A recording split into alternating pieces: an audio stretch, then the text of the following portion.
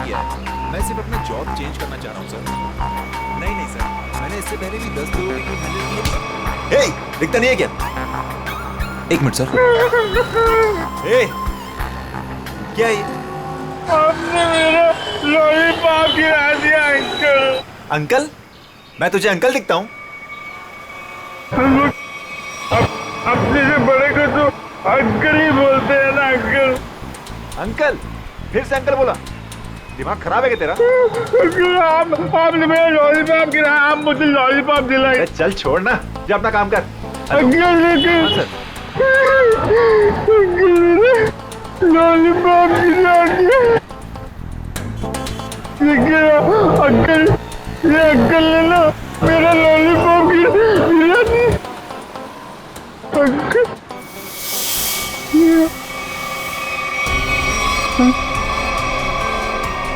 Uncle, ये मेरे चेहरे को क्या हो गया? मैं तो बच्चा हूँ। ये कौन है?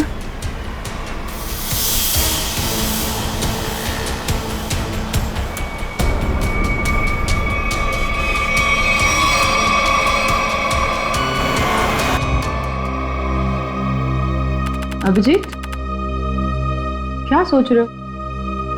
वही दया और श्रेया के बारे में। दोनों की तरफ देखता हूँ, बड़ा दुख होता है। हाँ, बड़ी चिंता हो रही है उन लोगों के बारे में। कभी अपने लिए सोचा इतना? एक्चुअली अपने बारे में सोचना छोड़ दिया मैंने। क्या? अरे मैं हमेशा आपके बारे में जो सोचता रहता हूँ। अभिजीत, तुम ना हमेशा। अच्छा ये बताओ, प्रॉब्लम क्या एग्जैक्टली? हाँ, प्रॉब्लम यह है कि बात बन नहीं पा रही है। मैंने श्रेया से भी बात की थी, दया से भी, दोनों आपस में बात भी की। पता नहीं क्या बहस वहस हो गई दोनों के बीच में और बात बनते बनते रह गई। इस सिचुएशन को कैसे हैंडल करना है मैं अच्छी तरह जानती हूँ। आप इसके बीच में आकर परेशान मत होइए। क्यों? परेशान क्यों ना हो? आप क्यों परेशान होना चाहते हैं? क्योंकि मुझे तुम्हारी चिंता है, मुझे तुम्हारी फिक्र है। किस रिश्ते से? वो एक दोस्त की हैसियत से। तो इसमें प्रॉब्लम क्या है? सिंपल है, दोनों को ज्यादा मिलना चाहिए, बातचीत करनी चाहिए, टाइम स्पेंड करना चाहिए। वही तो, टाइम कहाँ है हमारे पास? केस में ऐसे उलझे रहते हैं कि पर्सनल बातों के लिए टाइम मिलता ही नहीं है। तो 29 अगस्त? हाँ? 29 अगस्त? अभिजीत, 29 अगस्त। ओह, अच्छा 29 अगस्त आपका बर्थडे। क्या बात है तारिका जी, केस सॉल्व है? हेलो,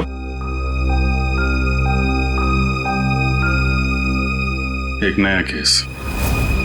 सर लगातार कुछ बड़बड़ा रहा था और मैंने उससे पूछा क्या कर रहे हो? उसने जोरदार धक्का मारा और बोला वो लोग तुम्हें छोड़ेंगे नहीं। उसने तुम्हें जोरदार धक्का मारा? जी सर। और कह रहा था कि वो लोग तुम्हें छोड़ेंगे नहीं? जी सर। और सर मुझे लगा कुछ खून का मामला है तो मैंने आपको फोन कर दिया। सर मैंने ठीक किया ना? नहीं, कोई गलती नहीं की तुमने, बिल्कुल ठीक किया। अच्छा ये बताओ, क्या बड़बड़ा रहा था वो? कुछ याद है तुम्हें? सर वो कुछ नंबर्स गिन रहा था। नंबर्स गिन रहा था?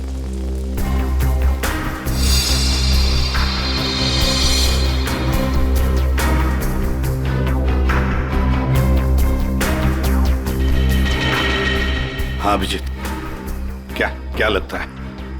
बॉडी पे बाहर तो कोई घाव नहीं है और जहर का भी कोई निशान नहीं दिख रहा है, लेकिन ये देखिए यहाँ पे सर, इसके ये माथे पे दोनों तरफ ये निशान दिख रहा है। बिल्कुल एक जैसे निशान है, एक ही जगह पे, जैसे किसी चीज को बहुत देर तक यहाँ पे लगा के रखा था।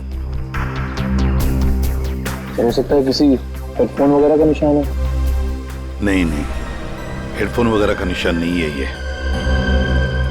ऐसा तो नहीं इसकी मौत की वजह ये निशान ही हो सकता है, ये बिल्कुल हो सकता है। सर आप रेडी? इसकी उंगलियां देखिए सर, सिर्फ इसी उंगली को मट्टी लगी है। हाँ तो सर ये नंबर देखिए सर, ऐसा लगता है कि इसी उंगली से ये नंबर लिखे।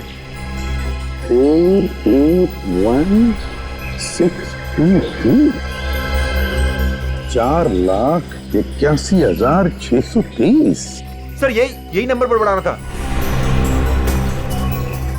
सर कोई फोन नंबर, अकाउंट नंबर या पासवर्ड? जो भी हो अभिजीत, बड़ा इंपॉर्टेंट नंबर है ये, वरना ये आदमी मरते वक्त ये नंबर लिख के नहीं जाता। 481623। सर हाँ सर, इसकी जेब में वॉलेट मिला है सर, बहुत सारा कैश है।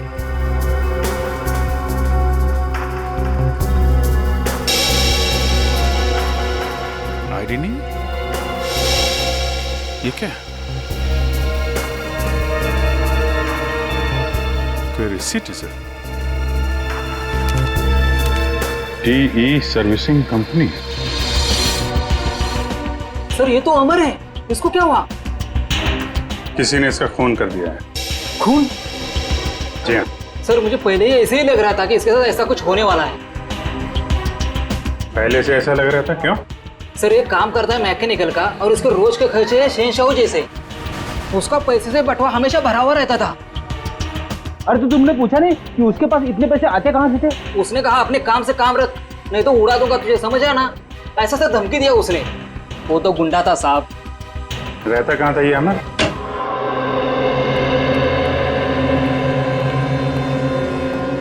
पूरा घर छान मारो, देखो कोई ऐसी चीज मिलती है क्या जो अमर की मौत से जुड़ी हुई हो।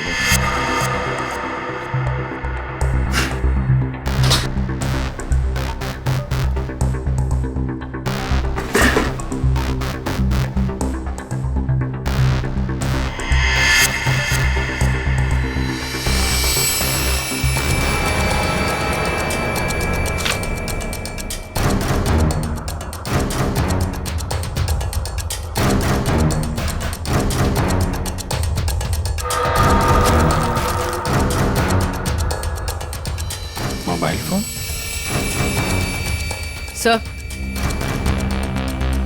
सर ये जेवर और ये पैसे। बहुत बड़ा घोटालेबाज था ये। उधर मोबाइल फोन और एंटिक पीसेस रखे हुए हैं।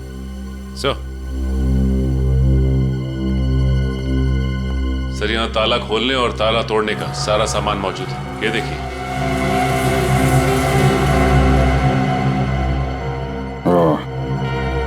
तो ये अमर चोर था। सर लगता है ये अमर लोगों के घरों में एसी और फ्रिज सुधारने के बहाने घर को अच्छी तरह से देख लेता था। उसके बाद रात में इन सारी कीमती चीजों की चोरी करता था। सर हाँ विक्रम। सर ये कुछ अखबार मिले हैं जो बीच बीच में से काटे हुए सर। कुछ अक्षर कटे हुए हैं।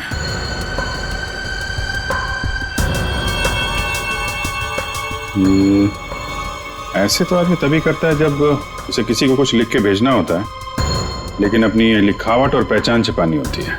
सर हो सकता है अमर किसी को ब्लैकमेल कर रहा हो। तो कहीं ये ब्लैकमेलिंग ये उसकी मौत की वजह तो नहीं? सर अमर ने इन अक्षरों से लिखा क्या होगा? तो सारे एक बार ब्यूरो लेके चलते हैं, वहीं पता चलेगा कि अमर ने कौन से अक्षर से क्या लिखा था।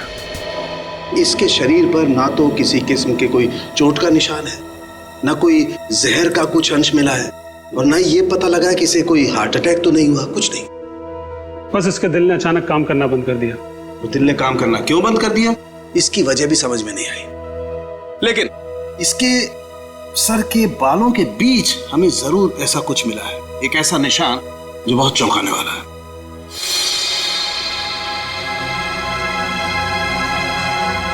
ये देखो,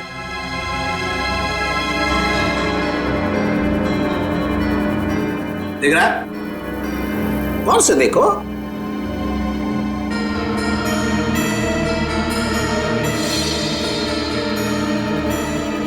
सर यहाँ तो कुछ दिखाई नहीं दे रहा है। दिखाई देगा भी नहीं। हाँ, ये निशान नंगी आंख से तो क्या, साधारण मैग्नीफाइंग ग्लास से भी दिखाई नहीं देगा। ये निशान आप लोगों को कहां दिखाई देगा मैं बताता हूं, आइए मेरे साथ। यहां देखिए ये निशान, देखिए ये छोटा सा माइन्यूट सा निशान 100 टाइम्स मैग्नीफाई किया है, तब जाकर के निशान दिखाई दिया है। 100 टाइम्स? डॉक्टर साहब, ऐसा कौन सा निशान हो सकता है? कहीं ऐसा तो नहीं कि किसी सर्जन ने बड़ी बारीकी से इस पे सर्जरी करके? नहीं कर। इतनी बारीक सर्जरी दुनिया में हो नहीं सकती है। इतना बारीक निशान किसी औजार से नहीं बन सकता है। लेकिन हाँ, इसके सर में ये निशान है, इसका मतलब कोई बहुत ही पतली, बहुत ही माइन्यूट, बारीक सी चीज इसके सर में या तो घुसी है या फिर घुसाई गई। सर ये काम एलियंस का लगता है। सर कई बार एलियंस धरती पर आते हैं और इंसानों को बहला फुसलाकर ऊपर ले जाते हैं और उनके ऊपर एक्सपेरिमेंट्स करते हैं, उन्हें कंप्लीटली ब्रेन वॉश कर देते हैं। पंकज, तुम मेडिटेशन किया करो, तुम्हारा दिमाग आजकल बहुत इधर उधर भटकता है। हाँ, एक बात और, इसकी सीटी स्कैन करने से पता लगा है कि ये आदमी दिमागी तौर पर बीमार था। सर अमर के सिर में जो यहाँ पे जो निशान था, कहीं इसकी वजह से इसे मानसिक बीमारी तो नहीं हुई? हो सकता निखिल, इसके लिए मुझे इसकी ऑटोप्सी करनी पड़ेगी। ठीक है डॉक्टर साहब, आप ऑटोप्सी कीजिए। तब तक हम पता करते हैं कि अमर ने जो नंबर्स लिखकर छोड़े थे, उन नंबर्स का राज क्या है।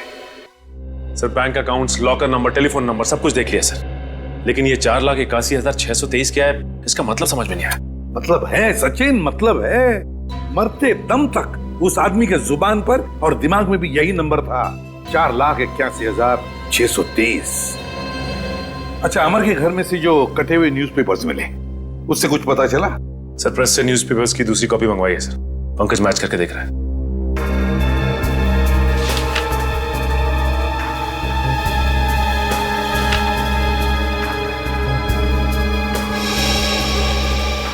Ishita, Rajmahal, behind 11 PM।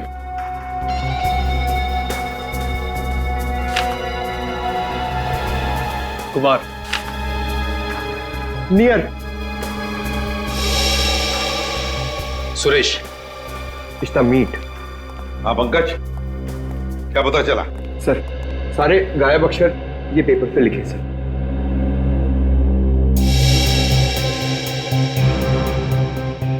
Rajmahal behind me is near 11 PM which meet Suresh your Kumar. Sir ये तो एक पहेली लग रही है। पहली ही है, मगर पहेलियां बनती हैं छुड़वाने के लिए। क्या बात है सर, जैसे रिकॉर्ड बनते हैं टूटने के लिए। बिल्कुल। मीट मी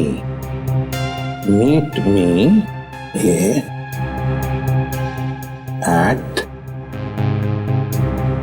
राजमहल रेस्टोरेंट, है ना? राजमहल रेस्टोरेंट बिहाइंड क्या हो सकता? 11 PM हो सकता है। Meet me at 11 PM behind Rajmahal restaurant. Meet me at Rajmahal restaurant. चलो एक सेंटेंस तो बन गया। विच चीज नियर, बताओ पंकज, क्या हो सकता है? ये योर।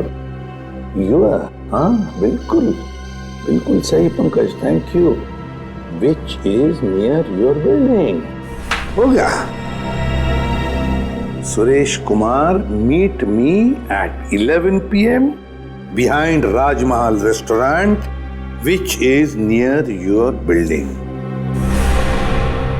सर ये राजमहल रेस्टोरेंट तो अंधेरी का एक रेस्टोरेंट है, बहुत ही फेमस रेस्टोरेंट सर। तो फिर सचिन, इस राजमहल रेस्टोरेंट के पास रहने वाले सुरेश कुमार के बारे में पूरा पता लगाओ। सुरेश कुमार।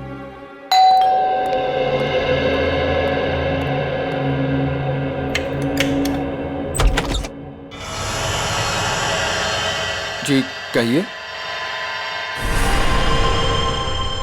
कौन है आप? क्या चाहते हैं? पैसा, ढेर सारा पैसा। हेलो हेलो, कौन हो तुम और क्यों दूं मैं तुम्हें पैसा? हाँ? अमर को क्यों दिए थे? अमर को? हाँ, सब पता है मुझे। जी, वो मुझे ब्लैकमेल कर रहा था और इसीलिए तुमने अमर का खून कर दिया। क्या? खून? देखिए, मैंने किसी का खून नहीं किया है। झूठ!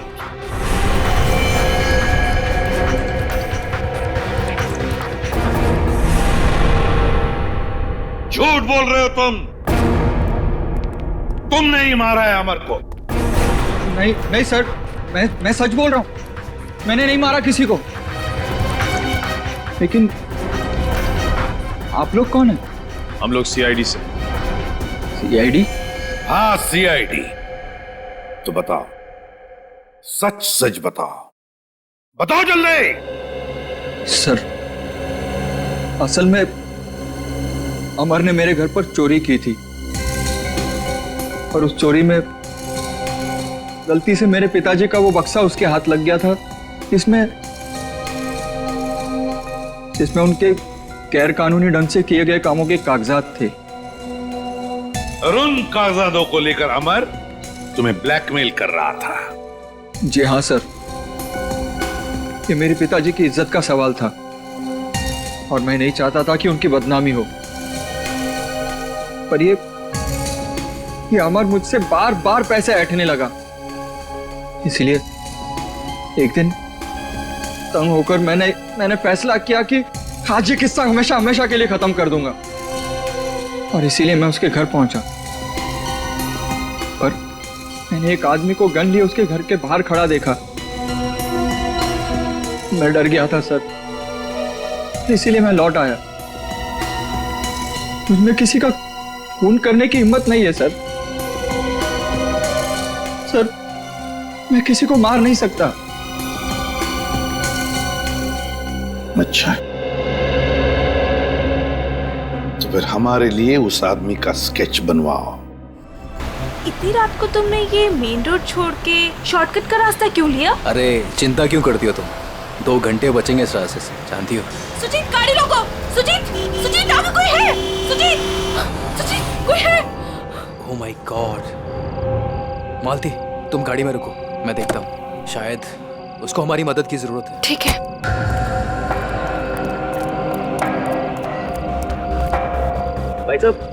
भाई साहब, उठो भाई साहब, क्या हुआ? भाई साहब, उठो भाई साहब।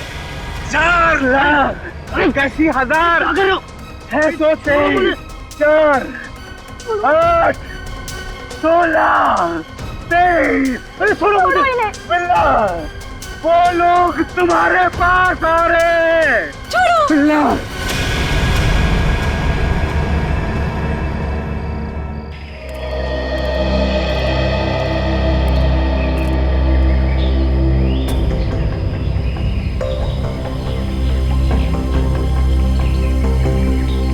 बॉडी पे तो कहीं घाव का निशान नहीं दिख रहा है। अभिजीत, कपड़े फटे हैं, लगता है किसी के साथ हाथापाई तो जरूर हुई होगी। सर, ये यहाँ इतनी सुनसान जगह पे करने क्या आया होगा? सर, हाँ, पर्स में से ये आई कार्ड मिला है। इसका नाम धनंजय है। धनंजय?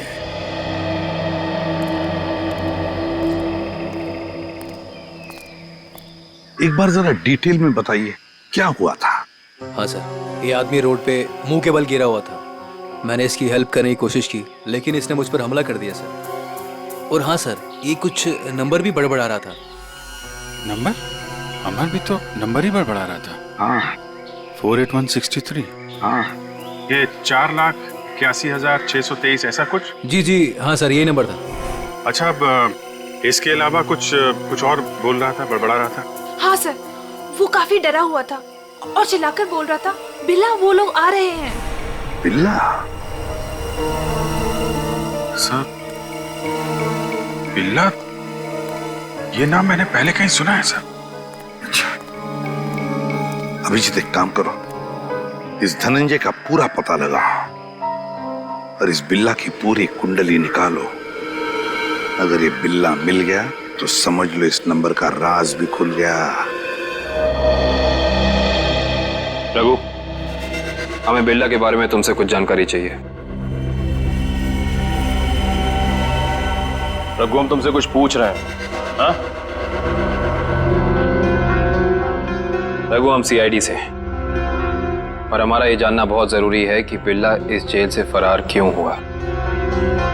सर, लगता है इसकी आंखों के साथ साथ इसका मुंह भी बंद पड़ गया। रघु, हमें पता चला है कि तुम्हारे 2 बच्चे, पहला 11 साल का गुड्डू और दूसरी 9 साल की मुन्नी। और हमें यह भी पता है कि उन दोनों मासूम बच्चों को यह नहीं पता कि उनका बाप यहाँ इस जेल में बंद है। अब अगर ऐसी कोई खबर उन दोनों बच्चों तक पहुंच गई तो नहीं साहब, ऐसा मत करिए। उनको कुछ मत बताइए साहब। फिर तुम्हें बताना होगा कि बिल्ला यहाँ से भागा क्यों। जी साहब, बिल्ला के अंदर बहुत सारी कमियां थी, लेकिन वो इतना बेवकूफ नहीं था कि 6 दिन पहले ही जेल से भाग जाए। फिर बिल्ला जेल से भागा क्यों? धनंजय ने मरने से पहले बिल्ला का नाम लिया है। साहब, एक दिन मैंने बिल्ला को मैस में एक कैदी से बात करते हुए देखा साहब। कैदी से? कौन था वो? साहब, मैंने उसका चेहरा तो नहीं देखा क्योंकि उसकी पीठ मेरी तरफ थी साहब। उसके बाद फिर वो डरा डरा सा रहने लगा। इसका मतलब तुम कहना चाहते हो कि उस कैदी ने बिल्ला को धमकाया था? हो सकता है साहब। सर, मतलब बिल्ला की जान को खतरा होगा? ऐसे ही लगता है पंकज, और अपनी जान बचाने के लिए बिल्ला इस जेल से फरार हो गया। रघु, एक बात बताओ, इस जेल में आग लगी कैसे? क्या साहब, ये कोई जंगल थोड़ी ना है साहब जो आग अपने आप लग जाए। आप तो सीआईडी वाले हैं, आपसे क्या छुपा है साहब? साहब, ये आग लगी नहीं साहब, लगाई गई है। रघु, फिर तुम हमें ये बता सकते हो कि जेल में आग लगवाई किसने? पता नहीं साहब। ठीक है सर, अब क्या कर? जो 3 लोग बिल्ला के साथ फरार हुए थे उनके बारे में पता लगाते हैं। बस, मैंने उन दोनों की ऑटोप्सी की है और ऑटोप्सी से पता लगा है कि उन दोनों के दिमाग में परजीवी कीड़े, पैरासिटिक वर्म्स के अंश मिले। परजीवी कीड़े? हाँ। ये कीड़े बहुत ही खतरनाक होते हैं। छोटे से छोटे, माइन्यूट से माइन्यूट घाव के जरिए भी शरीर के अंदर घुसकर दिमाग तक पहुंच जाते हैं और दिमाग को खोखला कर देते हैं। मगर सालुंखे, ये कीड़े आते कहां से हैं? बस अधिकतर ये कीड़े रुके हुए पानी में किसी पोखर में मिलते हैं, लेकिन हर पोखर में भी नहीं मिल सकते। देख सालुंखे, ये मौत नहीं है, खून है, खून। कहीं से तो आए होंगे ना ये कीड़े, कहीं पर से तो। एक जगह है बॉस। कहां से? शहर में एक ऐसी लेबोरेटरी है जो अपनी रिसर्च के लिए इस तरीके के कीड़े अपने पास रखती है। Research laboratory? तो फिर इस लेबोरेटरी के बारे में पता लगाना पड़ेगा, उन्हीं से पता चलेगा इन कीड़ों के बारे में। सर, बिल्ला। सर, ये देखिए, सुरेश ने उस आदमी का स्केच बना दिया जो अमर के घर के बाहर खड़ा था। तो फिर बस स्केच की कॉपीज बनाओ और सारे पुलिस स्टेशन और चेक नाकों पर भेज दो और कहो उनसे जहां पर भी आदमी दिखे उठाओ उसे। सर, ये उन तीनों की फाइल है जो बिल्ला के साथ यहाँ से फरार हुए।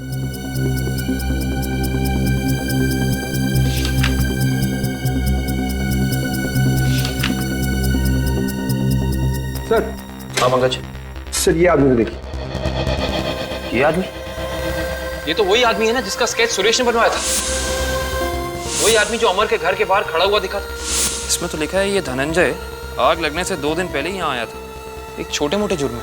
इसका मतलब जरूर अमर, धनंजय और बिल्ला के बीच आपस में कोई ना कोई संबंध था। ऐसे ही लगता है निखिल, ये सारी एक सोची समझी साजिश है। ये वही आदमी है जो जेल के अंदर आया और इसने फिर बिल्ला को धमकाया, फिर यहाँ जेल में आग लगाई और बिल्ला को अपने साथ लेकर फरार हो गया। मगर सर, इस बिल्ला में ऐसा खास है क्या? मेरा मतलब है कि कोई उसके लिए इतनी तकलीफ क्यों उठाएगा? यही तो पता करना है पंकज, आखिर उसमें ऐसा खास है क्या? कुछ दिन पहले बदमाशों ने हमारी लेबोरेटरी में डाका डाला था और पैसों के साथ साथ पैरासिटिकल वर्म्स के 2 बॉक्स भी उठा ले गए। सबने मास्क पहन रखे हैं। और सर, ये कैमरा नंबर 2 है जो हमारी लैब में लगा हुआ है।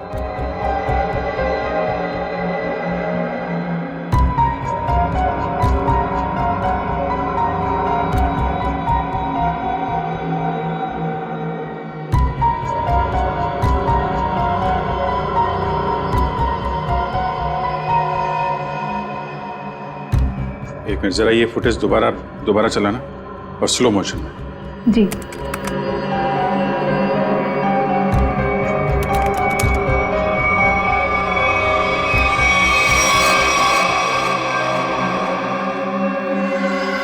इसने तो अपने आप को भी चोट पहुंचाई। आप जरा ये जगह दिखाइए जहां पे आप पे हम। आइए सर।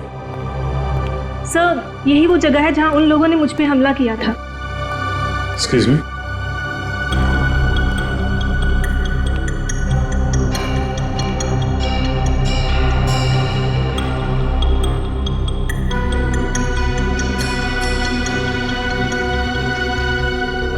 सर, इस जगह को तो अच्छी तरह से साफ कर दिया गया है। खून के निशान कहीं भी नजर नहीं आ रहे। अगर इस जगह को साफ नहीं किया होता तो खून के जरिए अपराधी जरूर पकड़ा जाता।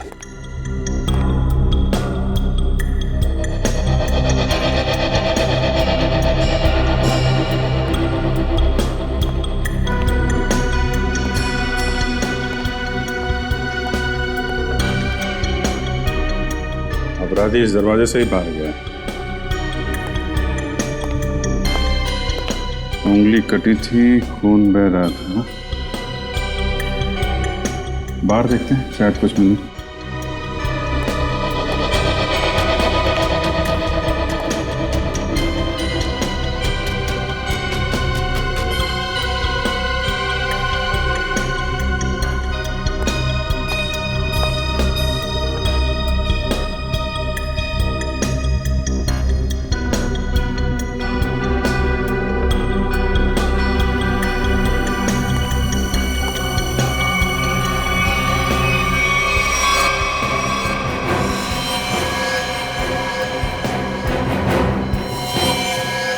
ये देखो,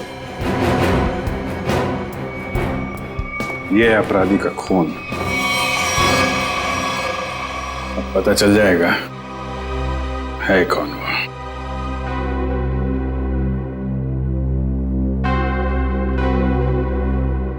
हाँ, तो ये बात है। चोर चोरी से जाए लेकिन सीना चोरी से ना जाए। लगता है इतने सालों से ये बिल में छिपा बैठा था, अब जाके बिल से बाहर निकला है। सचिन, क्या कहते हैं forensic report? Sir, research centre से मिले खून का डीएनए एक पुराने मुजरिम से मैच कर गया है सर। 18 साल पहले ये मुजरिम एक खतरनाक गिरोह के लिए काम करता था। उसके बाद इसका कोई पता नहीं चला सर। अच्छा, और सर, इस गिरोह के वेयरहाउस पे छापा पड़ा था पुलिस का, जिस छापे में कुछ लोग मारे गए और कुछ पकड़े गए और बाकी तस्करी का सामान भी बरामद हुआ। उसके बाद सर ये गिरोह टूट गया। तो क्या 18 साल के बाद में नई गैंग बना ली इन लोगों ने? लूट मार और खून खराबा शुरू कर दिया। सर, हाँ सर, एक मिनट इधर आइए।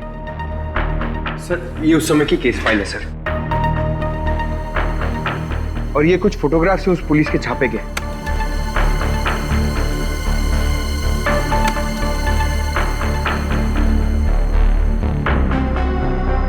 एक मिनट।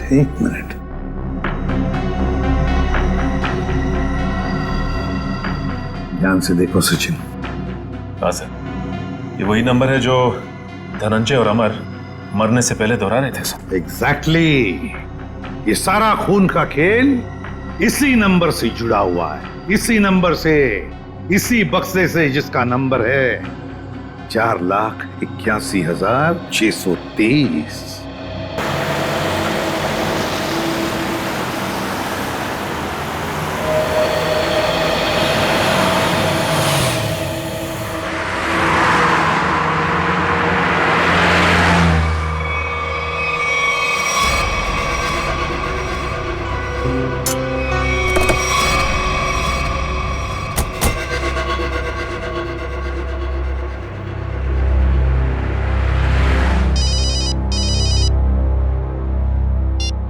आद्या, अरे कहाँ हो यार तुम?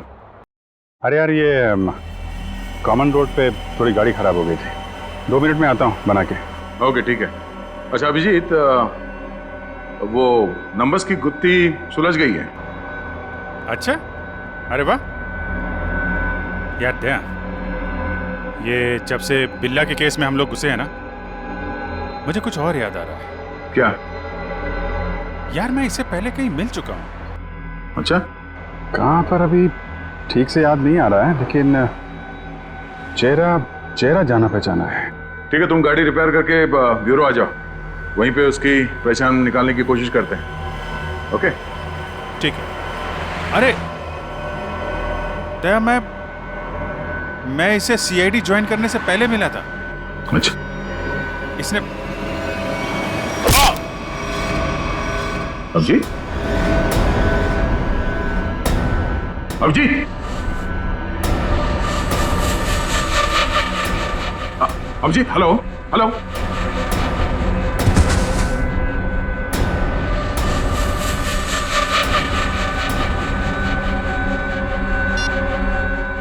बॉस, काम हो गया है।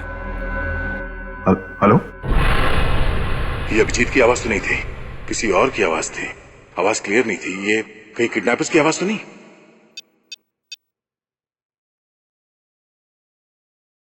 हेलो पूर्वी। हेलो। हाँ सर। सर लगता है अभिजीत को किसी ने किडनैप कर लिया है। क्या? अभिजीत, अपने इस पुराने दोस्त बिल्ला को जरा कुछ याद दिलाने की कोशिश करो। हम जो इससे जानना चाहते हैं ये हमें बता नहीं रहा। क्या जानना चाहते हो? अभिजीत, समझने की कोशिश करो अभिजीत।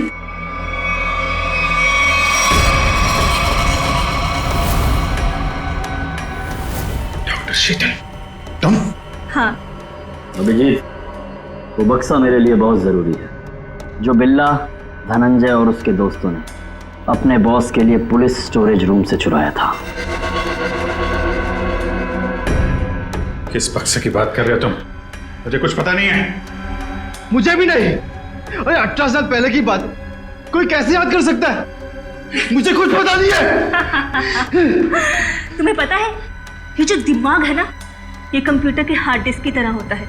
इसमें पुरानी से पुरानी जानकारियां भरी रहती हैं और तुम दोनों के दिमाग में भी वो जानकारी कहीं ना कहीं जरूर छिपी होगी। और उस जानकारी को बाहर कैसे निकालना है, ये अब मेरा काम।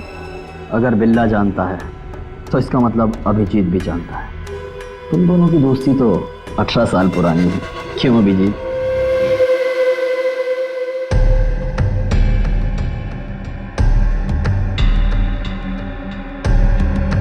क्या ये सब? क्या ये? कुछ नहीं, बस तुम्हें इलेक्ट्रिक शॉक देने की तैयारी हो रही है।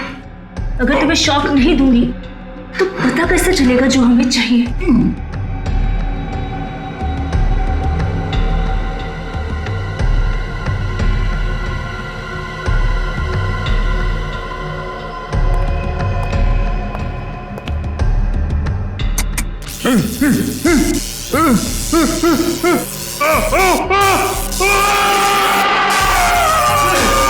विदेश जा रहे?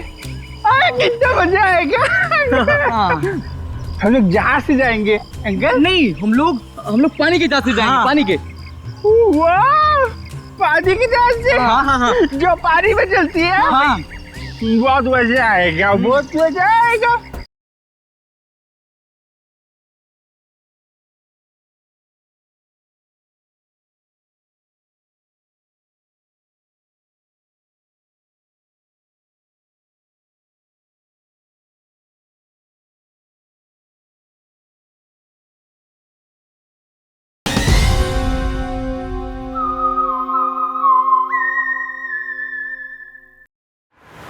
सर, आपने जो फोन पे दूसरी आवाज सुनी थी वो पूर्वी ने क्लीन करके भेजी है।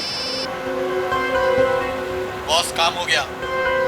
हम उसे लेकर 30 मिनट में पहुंचते हैं।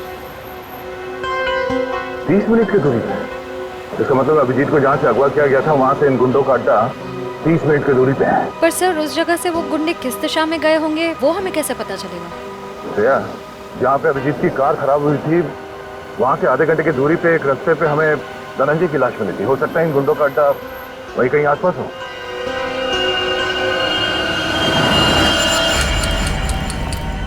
तुमने तो बहुत जल्दी हार मान ली अभिजीत, पर हम लोग हार नहीं मानने वाले जब तक हम अपने मतलब की जानकारी हासिल नहीं कर लेते। बॉस, बक्सा मिल गया और अंदर का सामान भी सही सलामत है। बहुत अच्छे, क्या बात है। इसका मतलब अब हमें इन दोनों की कोई जरूरत नहीं। इन्हें जल्द से जल्द ऊपर पहुंचाओ और निकलो यहाँ से।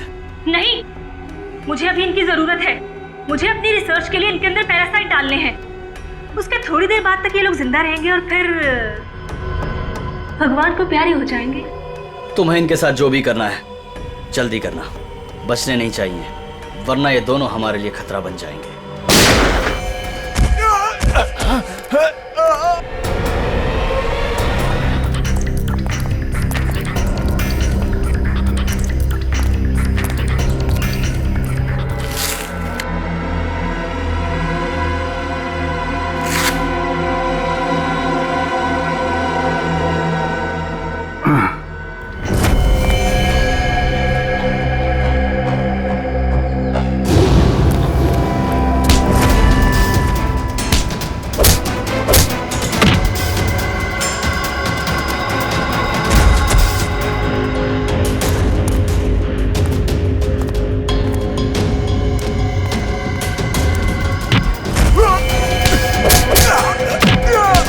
सही सी बता दे अभिजीत सर कहाँ पे है?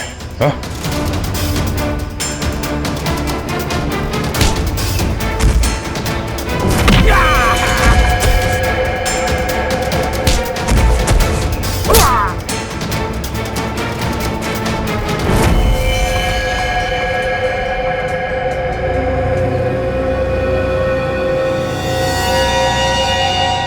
ये तो बिल्ला है, बिल्ला बिल्ला। इसे भी अस्पताल ले जाना होगा। ये अभिजीत कहाँ गया?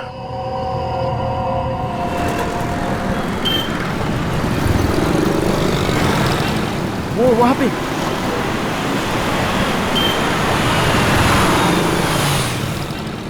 अभिजीत, कहाँ जा रहे हो अभिजीत? चलो जल्दी गाड़ी में बैठो। गाड़ी में क्यों? गाड़ी में क्यों अंकल? अरे तुम्हारे पीछे गुंडे पड़े हैं, वो तुम्हारे ऊपर कभी भी हमला कर सकते हैं। जल्दी गाड़ी में बैठो। गुंडे? लेकिन आप लोग कौन हैं? लेकिन अरे अभिजीत, हम तुम्हारे दोस्त हैं, भूल गए क्या? चलो जल्दी गाड़ी में बैठो। लेकिन मेरा लॉलीपॉप गिर गया अंकल। अरे जल्दी आओ, मैं तुम्हें नया लॉलीपॉप दे दूंगा और आइसक्रीम भी दूंगा तुम्हें। है? Okay okay. चलो जल्दी निकलो यहाँ से।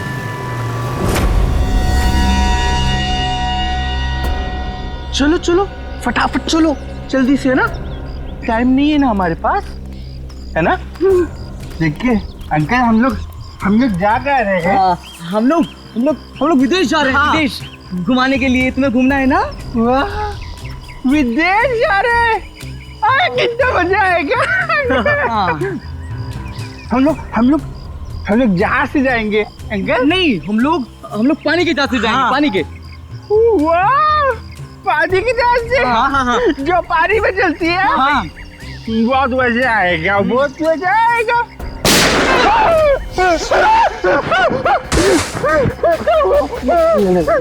लगता दुश्मन आ गई।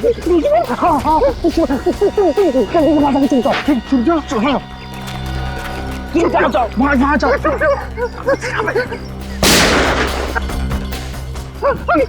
अंकल आप भी चुप जाओ। जाओ। अभिजीत, अभिजीत, यहाँ है अभिजीत।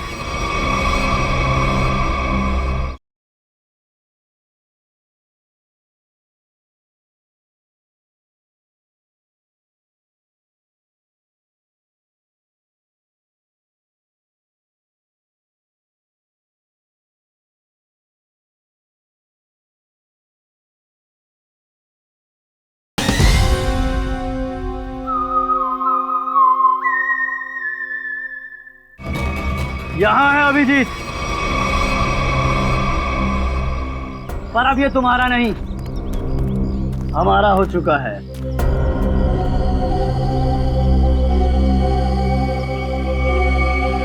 इंस्पेक्टर विजय, तुम?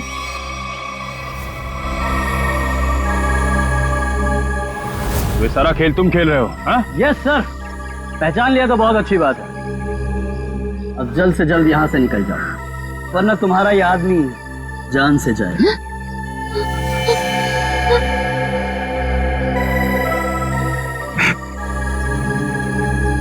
विजय, तुमने अभिजीत को नहीं, अपनी मौत को रखा अपने पास। तेरी फालतू बकवास सुनने का मेरे पास टाइम नहीं। फटाफट मुझे निकलने का रास्ता दो। हाँ, जाने दो हमको।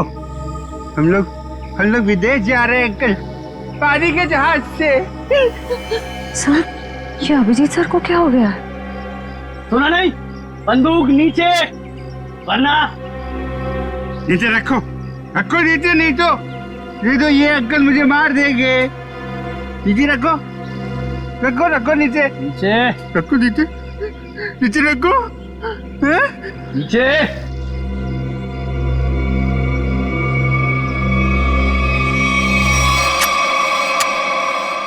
Very good.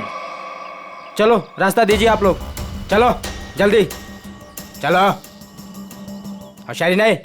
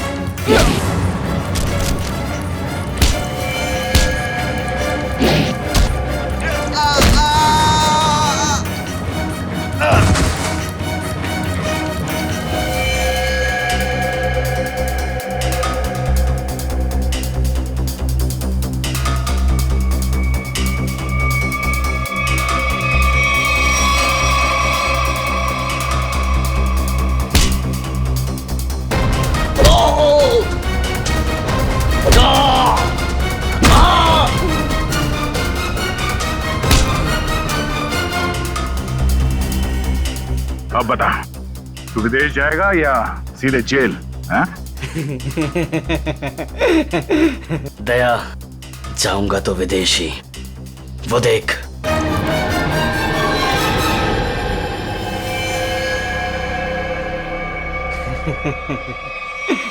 अभिजीत, छोड़ दो मेरे दोस्त को, छोड़ दो, नहीं तो मैं गोली चला दूंगा, मैं मार दूंगा, मैं गोली मार दूंगा। अभिजीत, ये तुम्हारा दोस्त नहीं है, ये दुश्मन है। नहीं, ये मेरे दोस्त है, ये दोस्त है मेरे। ये मुझे घुमाने ले जाने वाले हैं। तुम लोग दुश्मन हो। दुश्मन? मुझे पता चल गया। तुम लोग मुझे मारने आए हो। सर प्लीज याद करने की कोशिश कीजिए, अपने आप को पहचानिए सर, प्लीज। हम तुम्हारे दोस्त हैं। तुम एक सीआईडी ऑफिसर हो जी? नहीं, अभिजीत तू गोली चला। ये झूठ बोल रहा है। तुम गोली चला, हमें विदेश जाना। अभिजीत गोली चला, भूल दो सबको। अभिजीत नहीं, अभिजीत गोली चला। याद करो अभिजीत, हमारे वो दिन जो हमने एक साथ सीआईडी में गुजारे। तुम मेरे दोस्त हो यार। सर आप एक सीआईडी ऑफिसर, मैं निखिल, दया से, श्रेया, विक्रम। झूठ बोल रहा है, गोली चला। यार याद कर यार। सर याद करिए सर। मेरे हाथों में, मैं तुम्हें मरने नहीं दूंगा।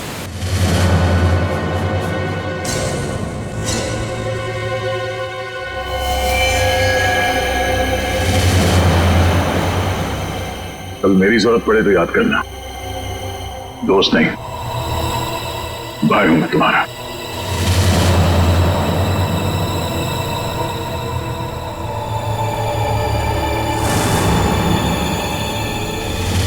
जैसा दोस्त दुनिया में और दूसरा कोई नहीं रहा।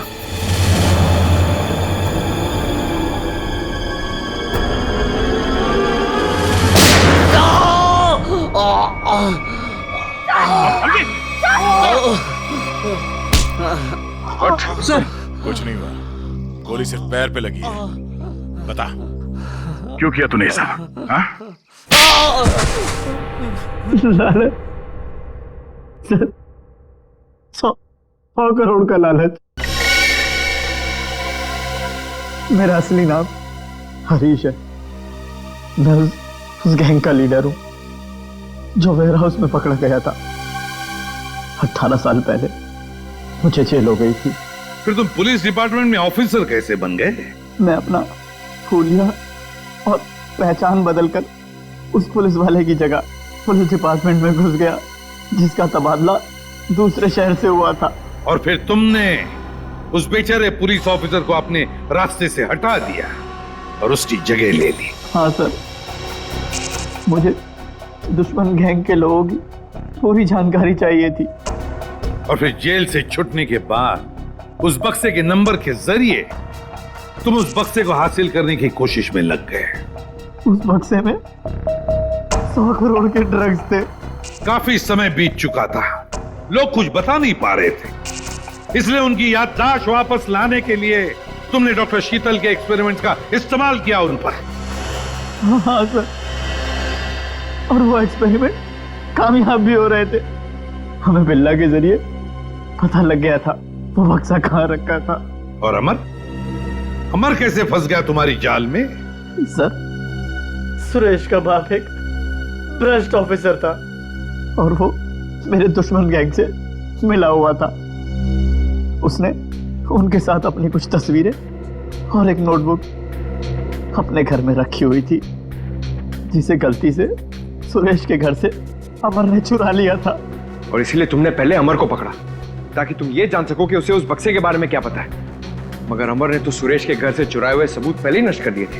हाँ, अमर का इस गैंग से कोई लेना देना नहीं था, लेकिन उसने वो सारे सबूत चुरा लिए थे जिनकी मुझे जरूरत थी। इसलिए मैंने उसके साथ वो किया, खत्म कर दिया उसे। इतने सालों की सजा काटने के बावजूद भी तुमने सीनियर इंस्पेक्टर अभिजीत पर हमला किया, 3 लोगों की जानें ली। तुम्हें तो जीने का कोई हक ही नहीं है, तुम्हें तो फांसी होगी, फांसी।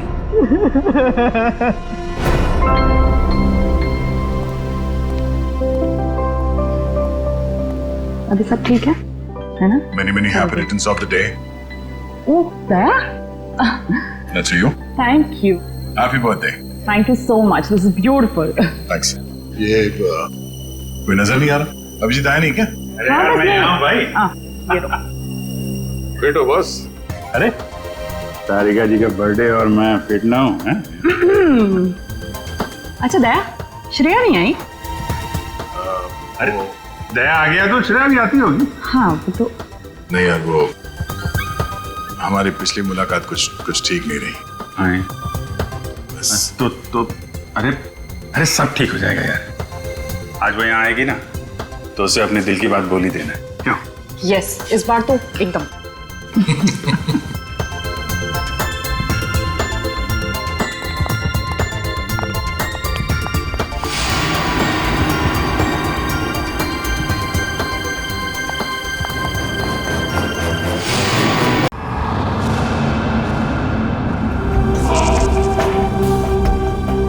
क्या हुआ? मौत को इतना नजदीक देखने से पांव कांपने लगे।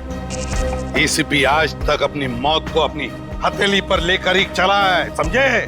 मौत से कभी डरा नहीं है वो। इतनी बड़ी बड़ी बातें हैं, अब बातों का वक्त नहीं है, अब एक्शन का वक्त है। कूदो एसीपी, छलांग लगाओ। 1 मिनट, लेकिन तुम पर कैसे विश्वास कर सकता हूँ कि मेरे कूदने के बाद तुम इन तीनों को छोड़ दोगे? तुम्हारे पास और कोई चारा भी नहीं। कूदो एसीपी।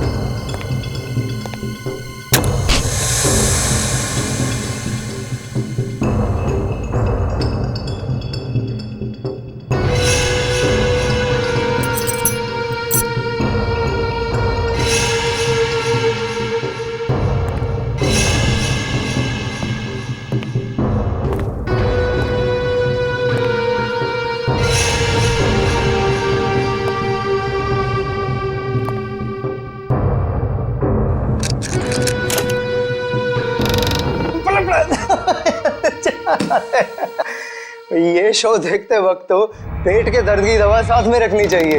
हंसते हंसते पेट दर्द हो गया।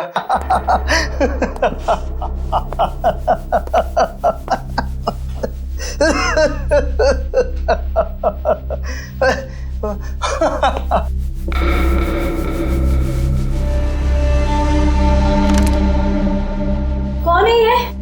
प्रमोद कौन है ये? बहुत खुशकिस्मत हो तुम। मौत से कुछ पल पहले इतनी हंसी और इतनी खुशी हर किसी को नसीब नहीं होती। कौन हो तुम? अंदर कैसे आए? मौत को अंदर आने के लिए किसी न्योते की जरूरत नहीं पड़ती है।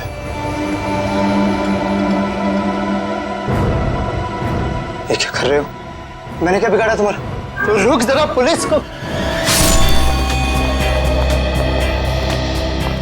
Happy birthday Tarika. Thank you Shreya, thank you. Many happy returns of the day. Thank you Siddharth. बहुत खूबसूरत फूल है। श्रेया की चॉइस है। हाँ वो तो है, श्रेया की चॉइस तो कभी गलत हो ही नहीं सकती। हाय सिद्धार्थ। हेलो। हाय श्रेया। हाय पूर्वी। काफी देर कर दी आने में। बस थोड़ा ट्रैफिक मिल गया रास्ते में। अरे फ्रेडी सर, ये गपागप खा रहे हो? आप तो बोल रहे थे डाइटिंग कर रहे हो। डाइटिंग ही तो कर रहा हूँ। इसके पहले तो मैं 5-5 प्लेटें एक साथ खा जाता था। क्या बात कर रहे हो? हमारे प्लान पे तो पानी फिर गया अभिजीत। अरे ऐसे कैसे?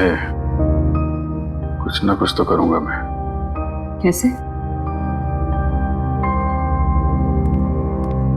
हृदय, उस कमरे में तुम्हारा कोई वेट कर रहा है। मेरा वेट कर रहा है? हाँ, कौन?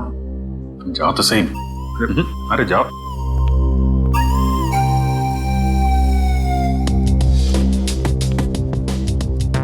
हे सिद्धार्थ, वो तुम्हें मेरी जासूसी नॉवेल्स की कलेक्शन देखनी थी ना? चलो दिखाती हूँ। चलो श्री। अरे कभी तो श्रेया को अकेले छोड़ो। ऐसी कोई बात नहीं है ना? चलो। इट्स ओके सिद्धार्थ, जाओ तो। चलो।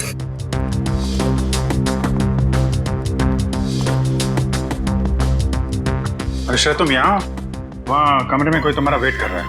कौन? अरे जाओ देखो तो सही। अरे सर।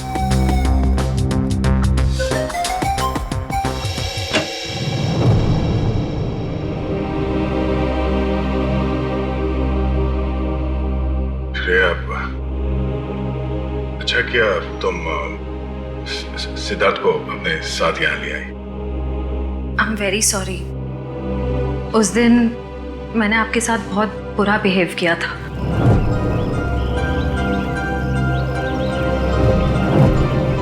छोड़ो ना,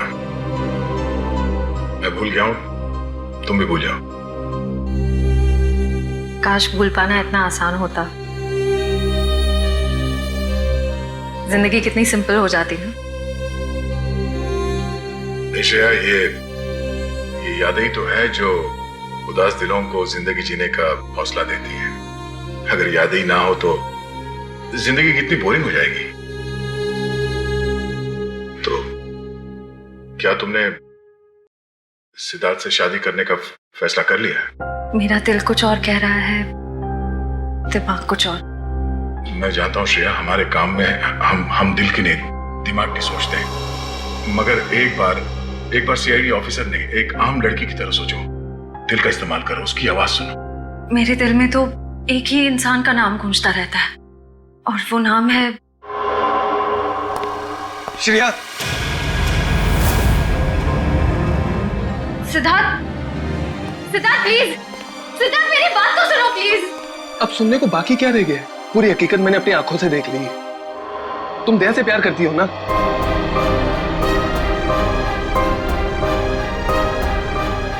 सिद्धार्थ, मैं इस बारे में तुमसे बात करने वाली थी। क्यों नहीं? सिद्धार्थ, काम इतना होता है, मौका ही नहीं मिला मुझे। मौका नहीं मिला? I just can't believe I heard that. Siddharth please मेरी बात तो सुनो।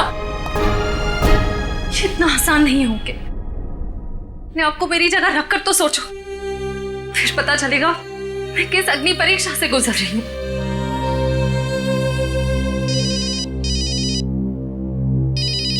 हेलो, कौन? सर दोनों पति पत्नी थे, प्रमोद और शांति। सर हमने कभी सपने में भी नहीं सोचा था कि हमारे होटल में ऐसा कुछ होगा। एक मिनट, आप बाहर खड़े रहिए।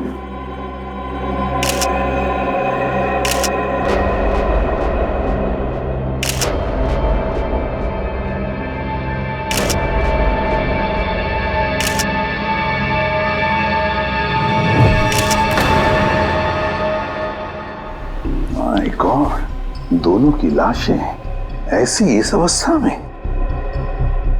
सर इतने सारे केस सॉल्व किए, लेकिन इस तरह का केस कभी नहीं देखा। सर लगता है ये दोनों खूनी से विनती कर रहे थे कि वो इन्हें छोड़ दे, मगर खूनी ने जरा भी दया नहीं दिखाई। नहीं फ्रेडी, लगता है खूनी ने पहले इन दोनों को मारा और फिर यहाँ लाकर बिठा दिया, हाथ पैर बांध दिए। जिस तरह से इन दोनों को बिठाया कुर्सी में, लगता है खूनी हमसे कुछ कहना चाहता है। ये देखो, कम से कम 6-7 वार तो किए इस बेचारी पर। ऐसे इतनी बेरहमी से मारा है जैसे ये खूनी कोई सिर फिरा हो या फिर बदले की आग में ये सब किया है उसने। My God. सर इस प्रमोद की पीठ पे भी वार किया गया है।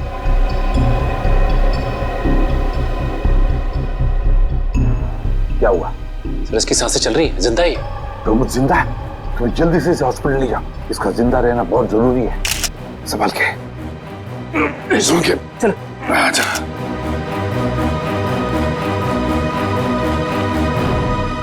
एक बात बताओ, ये खूनी अंदर आया कैसे? किसी ने देखा कैसे? नहीं सर ये सब रात में हुआ सर, और रात के वक्त इसकी ड्यूटी रहती है सर, इससे पूछिए आप। कैसे हुआ ये सब? सर कुछ देर के लिए मेरी आंख लग गई थी रिसेप्शन डेस्क के ऊपर। तुम्हें शर्म नहीं आती ये कहते हुए कि तुम्हारी आंख लगी थी ड्यूटी पर? Sorry sir. एक बात बताओ, ये दोनों प्रमोद और शांति कब से रह रहे तुम्हारी होटल में? सर पिछले 6 दिनों से रह रहे थे और आगे भी 1 महीने रहने का प्लान था सर। क्यों, कुछ बताया इन्होंने? सर प्रमोद जी की नई नौकरी लगी थी, नासिक से इस शहर में नए आए थे, उन्हें अपना घर नहीं मिला, इसीलिए होटल में रह रहे थे सर। ठीक है, जाओ। वंश, प्रमोद और शांति, इन दोनों की पूरी जानकारी चाहिए मुझे।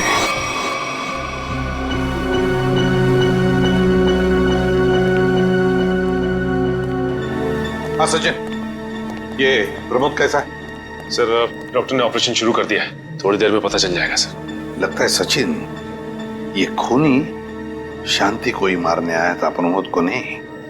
देखो ना, उसने प्रमोद पर सिर्फ एक ही वार किया और फिर देखा तक नहीं कि वो जिंदा है या मर गया।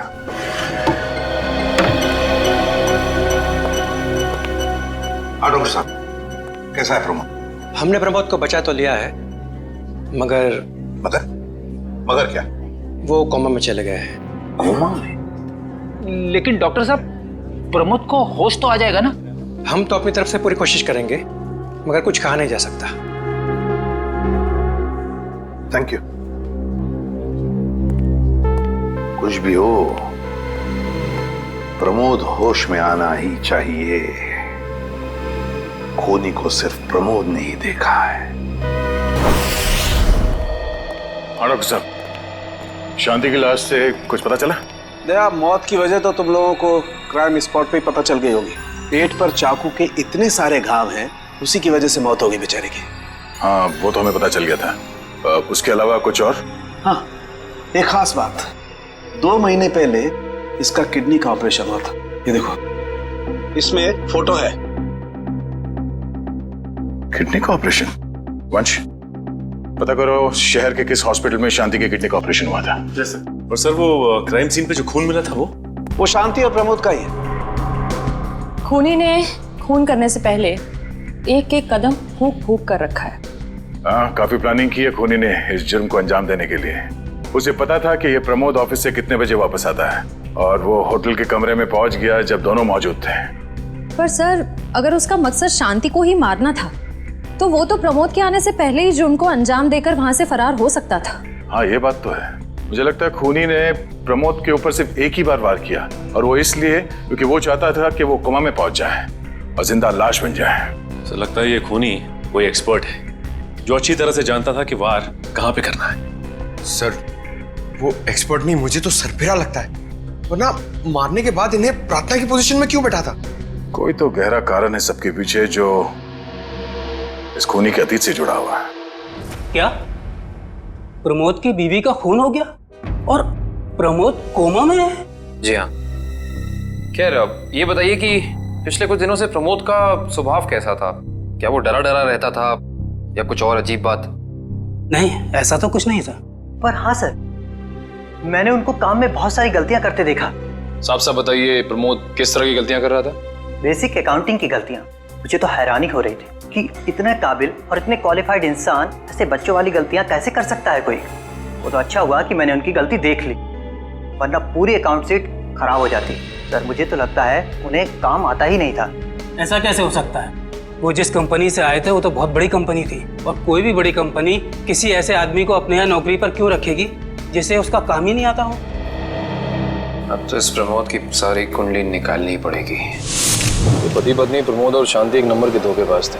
इनके सारे सर्टिफिकेट्स और डॉक्यूमेंट्स नकली हैं। स्कूल और कॉलेज हर जगह के। ऐसी क्या वजह हो सकती है जिस वजह से 420 करके ये उस फाइनेंस कंपनी में काम कर रहा था? ये इस प्रमोद को वहाँ काम करके क्या फायदा हो सकता है? इस सवाल का जवाब तो उसी वजह से जुड़ा है निखिल, जिसकी वजह से इस प्रमोद की हत्या की गई। पर वजह जो भी हो, उस वजह का पता तो सीआईडी निकाल ही लेगी। लेकिन सर, हो सकता है इन दोनों का नाम भी नकली हो सकता है।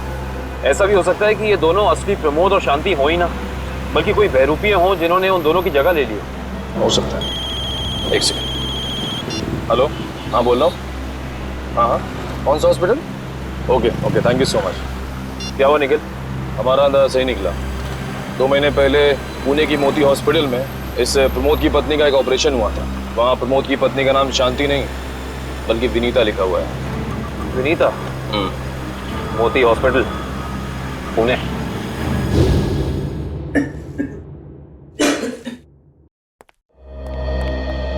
एक्सक्यूज मी, एक वक्त पे सिर्फ एक ही मरीज अंदर आएगा? हम लोग सीआईडी से। सीआईडी? मगर यहाँ मुजरिम कौन है? इसी की तलाश है हमें। एक्चुअली आपके हॉस्पिटल में 2 महीने पहले एक ऑपरेशन हुआ था, उसी के बारे में कुछ जानकारी चाहिए हमें। किसका ऑपरेशन? ये दोनों आपकी हॉस्पिटल में आए थे? ये तो मिसेस विनीता कुमार हैं। हाँ, मिसेस विनीता कुमार। और ये इनके पति, इनकी मौत हो गई? जी हाँ, विनीता कुमार का खून हो चुका है और उनके पति प्रमोद अब कोमा में है। डॉक्टर ये बताइए कि मिसेस विनीता कुमार ने किडनी का ऑपरेशन कराया था ना? जी हाँ। हम उसके मेडिकल रिपोर्ट्स देख सकते हैं? यहाँ पे तो पति का नाम त्रिलोक कुमार लिखा है। मतलब त्रिलोक बन गया प्रमोद और विनीता बन गई शांति। इस पेपर में उनके घर का एड्रेस लिखा हुआ है। चल के पता करें, शायद कुछ पता चल जाए। नहीं निखिल, कोई फायदा नहीं होगा। इनकी पहचानों की तरह इनका एड्रेस भी नकली होगा, देखना। हाँ, हमने इन्हें ऑपरेशन के कुछ रिपोर्ट्स कोरियर की थी, मगर वो कोरियर वापस आ गए थे। डॉक्टर ये बताइए कि इन्होंने ऑपरेशन का पेमेंट कैश में की थी या चेक से या किसी कार्ड से? इंश्योरेंस के जरिए। इंश्योरेंस? उस इंश्योरेंस कंपनी के कोई कागजात, कोई डॉक्यूमेंट्स हैं आपके पास? हाँ, इसी फाइल में होंगे। गुड।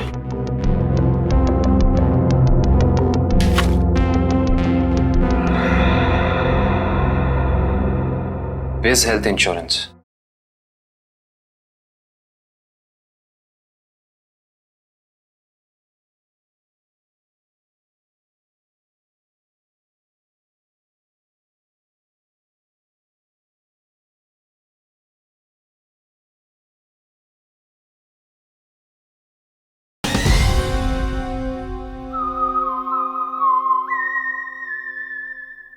अंकित, सभी अकाउंट्स और सभी खाते अच्छी तरह से बंद हो जाने चाहिए। कल शाम 5 बजे तक ऑडिटर आ जाएगा।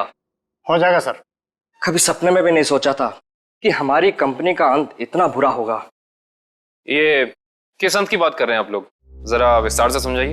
अगर आप अपने पैसे वापस लेने आए हैं तो भूल जाइए, क्योंकि जब तक अदालत अपना फैसला नहीं सुना देती तब तक हम किसी के रुपए वापस नहीं कर पाएंगे।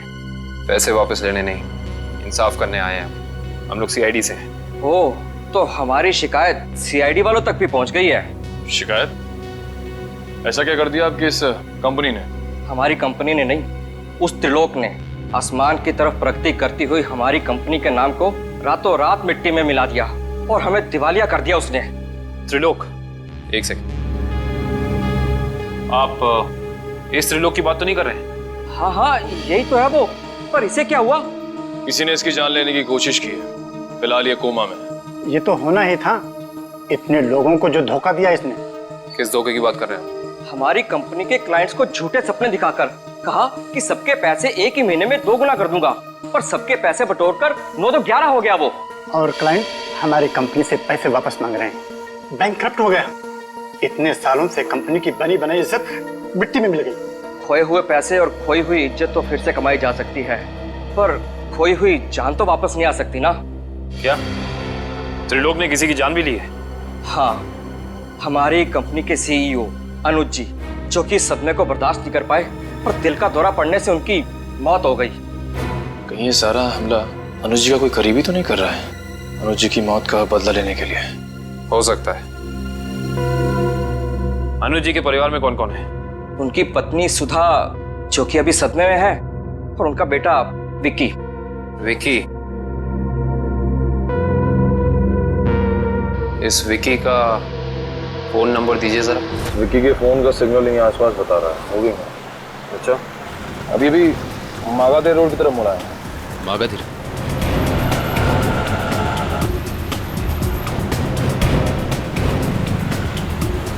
देखो सिग्नल कुछ पता चला?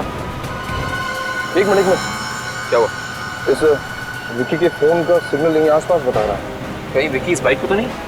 हाँ सर, हो सकता है ये विक्की है। चेक करते हैं।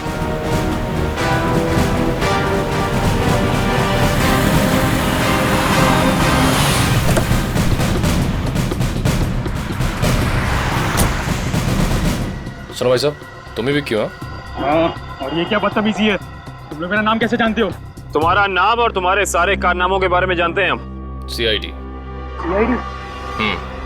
इस शहर में क्या कर रहा है? हा? कुछ काम था, और तुम लोग मेरा पीछा क्यों कर रहे हो? बकवास बंद कर। दो खून करके भाग रहा हो, कह रहा है सीआईडी पीछा क्यों कर रही है? मैंने कोई खून नहीं किया है। अच्छा, त्रिलोक और विनीता का खून नहीं किया तुमने? त्रिलोक और विनीता मर चुके हैं? ड्रामा बनकर अपना पूरा इतिहास है तेरा हमारे पास। उन दोनों ने तुमसे तुम्हारे पिता को छीना, उसका बदला लेने के लिए तुम यहाँ आए हो उनके पीछे। हाँ, मैं बदला लेने जरूर आया था, पर मैंने उनका खून नहीं किया। देख, सच बोल दे समझा, नहीं अपनी शक्ल नहीं पहचान पाएगा। मैं सच कह रहा हूँ, मैंने किसी तरह उनके बारे में पता किया। मैं उनके होटल भी गया था, मगर जैसे मैं उनके कमरे की तरफ जा रहा था, मैंने उनके कमरे में एक आदमी को जाते हुए देखा। कौन सा आदमी था वो? उसके चेहरे को ठीक से देख नहीं पाया मैं। तुम्हें जो भी याद है, जितना भी याद है, साफ साफ बताओ। कद लगभग 6 फीट, ओवरकोट पहना हुआ था उसने, और उसके बाल लंबे थे यहाँ तक। हाँ, और उसने एलिगेटर शूज पहने हुए थे। Alligator shoes? हेलो, एक और खून?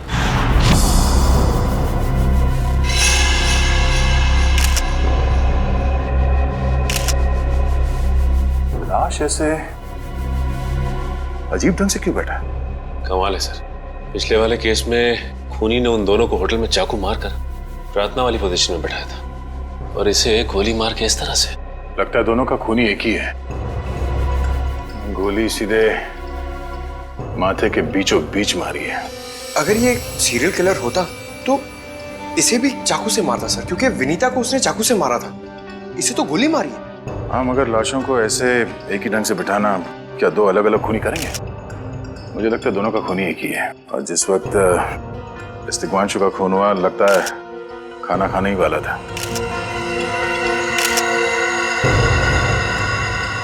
तो यहाँ पे दूसरी प्लेट भी पड़ी है, कहीं ऐसा तो नहीं कि ये तिग्मांशु की बीवी के लिए थी? मैम सब तो एक हफ्ते के लिए गाँव गई हुई है, एक हफ्ते के बाद लौटेगी। तो क्या घर में कोई और आदमी था जिसके लिए तिग्मांशु ने एक और प्लेट में खाना डाला? नहीं साहब। अच्छा, जब तुम घर वापस आए उस वक्त ये दरवाजा खुला था या बंद था? नहीं साहब, बंद था। तो फिर तुम घर के अंदर कैसे आए? साहब ने एक चाबी मेरे पास भी दे रखी है। जो कोई भी था, ऐसा लगता है कि तिग्मांशु उस आदमी को जानता था। एक काम करो सचिन, पंकज, घर की अच्छी तरह से तलाशी लो, देखो कुछ मिलता है क्या।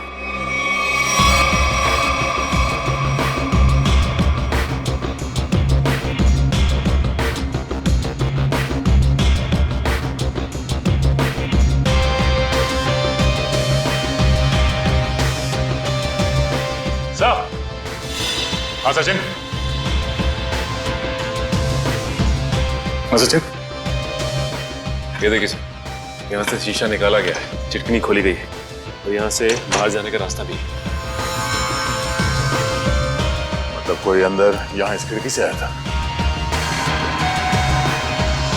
सर लेकिन इस घर में तो सेफ्टी अलार्म भी है सर। अगर यहाँ से कोई अंदर आया है तो सेफ्टी अलार्म बजना चाहिए था और सिक्योरिटी गार्ड को भी अंदर आना चाहिए था। अब इसका जवाब तो सिक्योरिटी गार्ड ही देगा।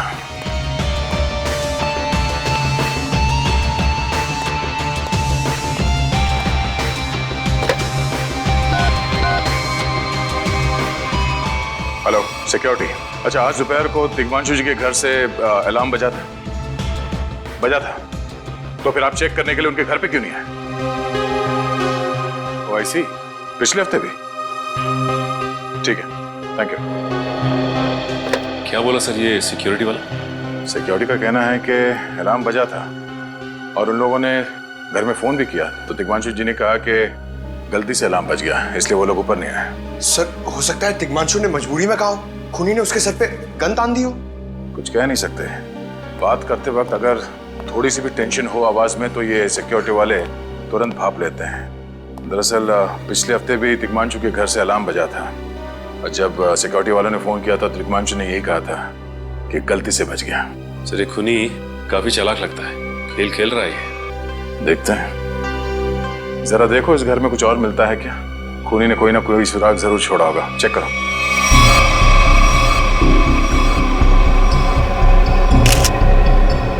सर एक मिनट सर।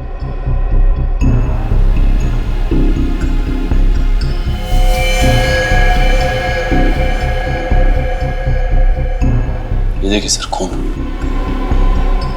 ये खून यहाँ कैसे? कहीं खूनी का तो नहीं है खून? ये तो डॉक्टर सालों के ही बताएंगे। वो खून किसका है ये अभी पता चल जाएगा। तारिक आती होगी रिपोर्ट लेकर के। डॉक्टर साहब, इस दिग्मांशु के बारे में कुछ और पता चला? हाँ। वो कैसे? इसे गोली मारने से पहले बेहोश किया गया था। क्या? इसे बेहोश किया था?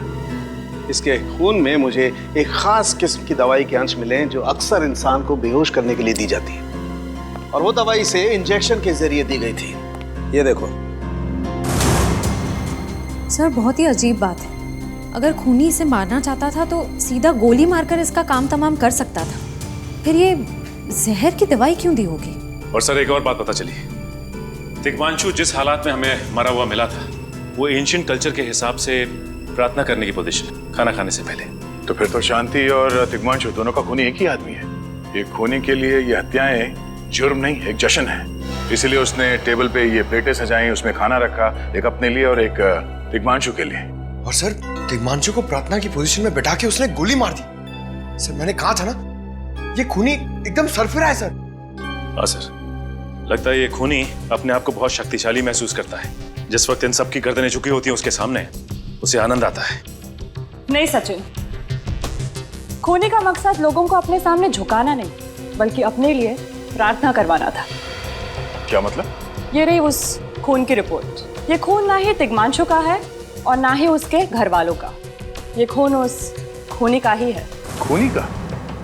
मगर वहां तो हाथापाई के कोई निशान नहीं मिले और उस जगह को देख के ऐसा लगा भी नहीं कि दिग्मांशु ने सेल्फ डिफेंस में खूनी के ऊपर हमला किया होगा। वो इसलिए दया क्योंकि ये खून खूनी ने अपने मुंह से थूका था। हमें इसके खून में से इसके सलाइवा के कुछ अंश भी मिले। उसकी तबीयत खराब है क्या? हाँ, वो बीमार है। उसके खून में एथिमोलाइसिन नाम की दवाई का अंश मिले हैं और उसका कीमोथेरेपी हुआ था। इसका मतलब उसे कैंसर है, ब्रेन का कैंसर, लास्ट स्टेज का ब्रेन कैंसर। इसीलिए वो लोगों से अपने लिए प्रार्थना करवा रहा है ताकि उसकी बीमारी ठीक हो जाए। हमारे क्रिमिनल डेटाबेस में चेक करो, पता करो ये कोई पुराना पापी तो नहीं है। नहीं सर, उस खूनी का हमारे क्रिमिनल डेटाबेस में कोई रिकॉर्ड नहीं है। कोई इतिहास नहीं है? नहीं सर। सर, दिग्मांशु की पूरी कुंडली निकाल के लाओ सर। प्रमोद की तरह इसकी पहचान भी नकली है। What? हाँ सर, ये देखिए, उसका असली नाम राकेश है और जिस तरह प्रमोद को 400 BC की आदत थी, ठीक उसी तरह राकेश भी भोली भाली लड़कियों को फंसाता था शादी के झांसे में। कई लड़कियों ने आत्महत्या की है इस दिग्मांशु और राकेश के चक्कर में। हाँ सर, शादी के बाद उनके पैसे लेके ये गायब हो जाता। सर इसका मतलब खूनी ने 2 ऐसे लोगों को मारा जो पहले से मुजरिम थे। शायद उसने सोचा होगा कि मरने से पहले कुछ अच्छे कर्म कर लूं। नहीं श्रेया, जरूर कोई रिश्ता रहा होगा उसका इन दोनों अपराधियों के साथ। पता करो इन दोनों अपराधियों का केस किस पुलिस स्टेशन में फाइल किया गया था? सर, ब्रेन कैंसर के जितने भी पेशेंट्स हैं शहर में, उन सबकी लिस्ट मिल गई है सर। कुल मिला के ऐसे 50 पेशेंट्स हैं, जिसमें से 10 पेशेंट्स ऐसे हैं जो कैंसर की लास्ट स्टेज पे हैं। उनमें से 4 औरतें हैं, बचे 6। हाँ सर, और इन 6 में से 4 ऐसे हैं जो 70 साल से ऊपर के बुजुर्ग हैं। अब बचे 2, ये उदय और भानु। तुम इन दोनों से मिले? हाँ सर, ये उदय 6 महीने से हॉस्पिटल में है। और भानु? भानु सर 1 महीने से हैदराबाद में। ये कैसे हो सकता है सचिन? अगर वो मुजरिम इसी शहर में है तो कहीं ना उसका इलाज चल रहा होगा ना कहीं से वो दवाई खरीदता होगा। मांझी सर, इस शहर में जितने भी केमिस्ट है जहाँ पे ब्रेन कैंसर की दवाइयाँ बेची जाती है, उन सब की लिस्ट चाहिए मुझे। सब पता चल गया। त्रिलोक और राकेश दोनों के खिलाफ एक ही थाने में केसेस दर्ज किए गए थे, जगतपुरी थाने। इस केस का पूरा इतिहास जगतपुरी थाने से ही पता चलेगा। एक्सक्यूज मी, यस, आपकी दुकान पे ब्रेन कैंसर की दवाइयाँ बेची जाती हैं? जी हाँ, हमारी दुकान उन चुनिंदा दुकानों में से है जहाँ ये दवाई आपको मिलेगी। वैसे ये दवाइयाँ बहुत कम लोग खरीदते होंगे नहीं? जी बहुत महंगी है एक्चुअली। अच्छा, जो लोग ये दवाइयाँ खरीदते हैं उनकी लिस्ट मिल सकती है हमें?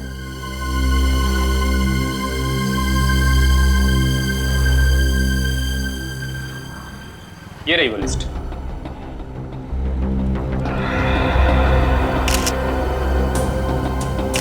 तपन, उदय और नितिन, ये तीनों लोग तो उस मरीज की लिस्ट में थे। अच्छा, आपको पूरा यकीन है कि इनके अलावा और कोई नहीं आता ये दवाई लेने के लिए? जी नहीं, लेकिन हो सकता है कोई गैर कानूनी तरीके से ये दवाई खरीद रहा हो। ये दवाइयाँ काफ़ी महंगी है ना, आम आदमी इसका खर्चा नहीं उठा सकता। अच्छा, आप किसी ऐसे आदमी को जानते हैं जो ये गैर कानूनी काम करता है? एक आदमी है, आंद्रे नाम है उसका। प्यार से लोग उसे एंडी कहते हैं। ये जो ज्वाला रोड पे पब्लिक पार्क है ना, अक्सर वहीं मिलता है।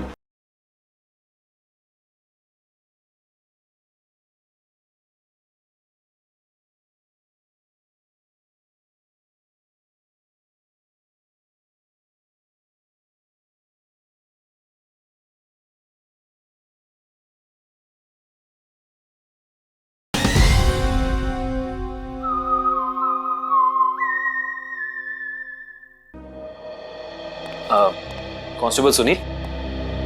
Yes sir. आप सीआईडी से ही हैं ना? हाँ, हमारी बात शायद आप ही से हुई थी। साहब बताइए, कांस्टेबल सुनील आपके लिए क्या कर सकता है? सुनील जी, हाल फिलहाल में इस रिकॉर्ड रूम में कोई चोरी वगैरह हुई थी क्या? चोरी नहीं तो सर, अब यहाँ वाला कोई चोरी कैसे करेगा? सुनील, फिर आप एक हेल्प कर सकते हैं हमारी। हमें 2 मुजरिमों की फाइल चाहिए। एक का नाम है त्रिलोक कुमार और दूसरे का राकेश भिवेन। 1 मिनट सर, क्या नाम बोले? राकेश? राकेश भिवेन।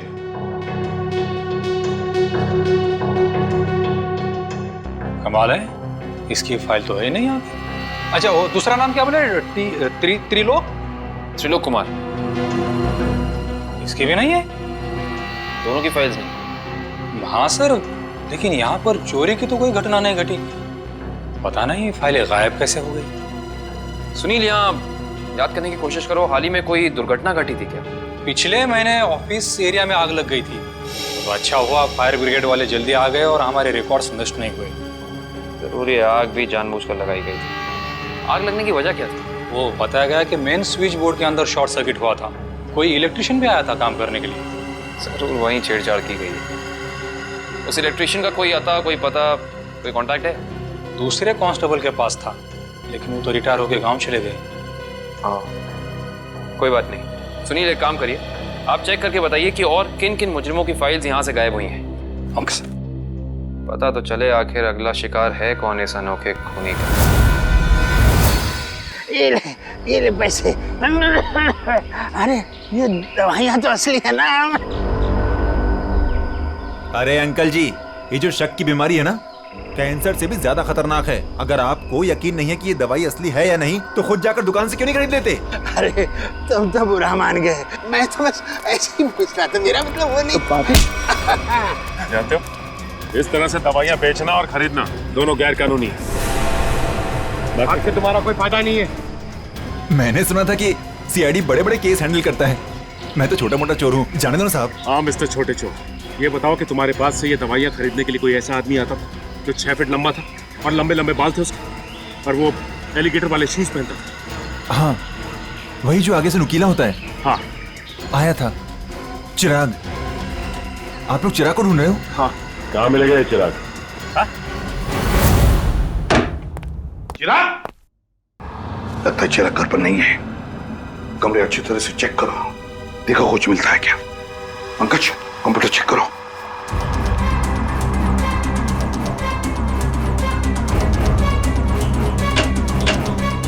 सर, ये देखिए, पूरी अलमारी गन्स और चाकू से भर रखी इस चिराग ने। My God. सर, हाँ, अंदर के कमरे में से ये खून से भरे हुए कपड़े मिले। पुलिस रिकॉर्ड रूम से फोन है। देखो। हेलो जी, कहिए। कौन? संदीप, स्वाधीन और हेमंत। ओके, ठीक है। कौन है ना? सर, त्रिलोक और तिग्मांशु की तरह इन तीनों की फाइल भी चोरी हुई है पुलिस रिकॉर्ड रूम से। मतलब अभिजीत, अब ये चिराग इन तीनों में से किसी एक को मारने वाला है। सर एक सेकंड, ये देखिए सर, इस कंप्यूटर की फाइल में इन तीनों की फाइल है। सर, ये तीनों भाई हैं और बदमाश भी हैं और इन्होंने 3 खून किए हुए हैं सर। यहाँ पे 2 एड्रेस है, एक चीकूवाड़ी और एक चारकोप। चारकोप और चीकूवाड़ी।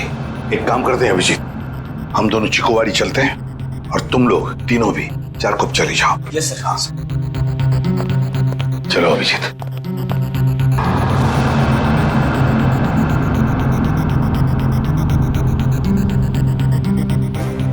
क्या हुआ सर? अभिजीत, ये पेन, ये मेरा पेन है अभिजीत। आपका पेन? यहाँ पे कैसे सर? ये पेन मैंने जग्गा को दिया था, जग्गा को। जग्गा सर? वो आपका खबरी? हाँ अभिजीत, मेरा खबरी। मगर जग्गा तो मर चुका है सर। हाँ अभिजीत, तो मर चुका है, लेकिन जिस खून में तलाशी करने में मदद की थी जग्गा ने हमारी, उस वक्त वो खून भी इसी तरह हो रहे जैसे आज हो रहे हैं। खून करने के बाद लोगों को प्रार्थना की पोजीशन में रखा जाता है। चलते हैं सर। नहीं अभिजीत, क्योंकि अभिजीत जिस तरह से वो खून किए जा रहा है, लगता है मुझे संदेशा भेज रहा है, मुझे मिलना चाहता है अकेले में।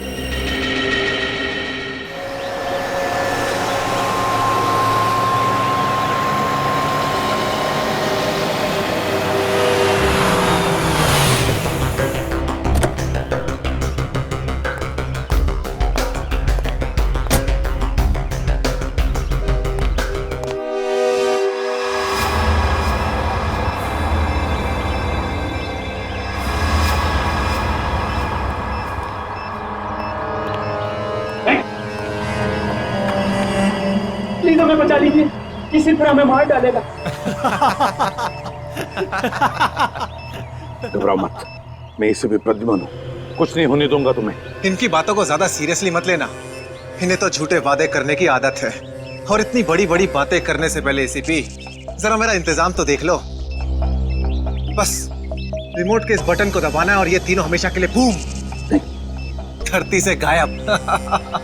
क्यों कर रहे हो तुम ये? क्या गलत कर रहा हूँ? हाँ बोलो। पर ये तीनों तो वैसे भी कानून से भागे हुए अपराधी है ना, तो इन्हें मारकर क्या गलत कर रहा हूँ मैं? इन्हें सजा देने का हक तुम्हारा नहीं, सिर्फ कानून का हक ही है। बस यही तो प्रॉब्लम है, जब तक तुम कानून में हो कुछ नहीं हो सकता। क्या क्या चाहते हो तुम मुझसे? पहले अपनी ये गन मुझे दो।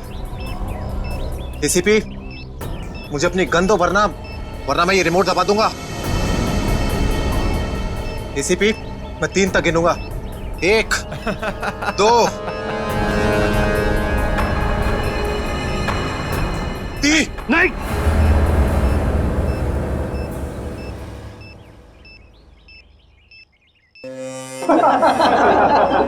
बहुत अच्छे। तो तुम जानना चाहते थे ना कि मैं तुमसे नफरत क्यों करता हूँ? जग्गा खबरी का नाम ध्यान है? याद है मुझे, मैं उन्हीं का बेटा हूँ। पता चल चुका था मुझे। एसीपी, तुमने मेरे पिताजी से वादा किया था ना कि तुम उनका बाल भी बाका नहीं होने दोगे, फिर क्यों नहीं बचा सके उन्हें? बोलो। देखो चिराग, तुम्हारे पिताजी की मौत का बोझ आज भी मेरे दिल पर है। बंद करो ये तुम्हारा नाटक। उस वक्त कहां थे तुम जब मेरे पिताजी की मौत के बाद मैं और मेरी माँ दर दर की ठोकरें खा रही थी? खाने के पैसे तक नहीं थे हमारे पास। तो तुम मेरे पास चले आते, मैं कुछ मदद कर सकता था तुम्हारी। क्या कर लेते तुम? हाँ, सिवाय झूठे वादों के। तुम्हें पता है एसीपी, मुझे कैंसर है, आखिरी स्टेज, और ये इसीलिए क्योंकि मेरी माँ के पास पैसे नहीं थे मेरे इलाज के लिए। मैं तुम्हारा दुख समझ सकता हूँ चिराग, तुम्हारी तकलीफ समझ सकता हूँ, मगर इन तीनों ने क्या बिगाड़ा है तुम्हारा? तुम इन तीनों की जान बचाना चाहते हो? हाँ। तो तुम्हें अपनी बलि देनी होगी। क्या मतलब? मतलब तुम इस बिल्डिंग से छलांग लगानी होगी ताकि फिर कोई जगह खबरी सीआईडी का शिकार ना बने।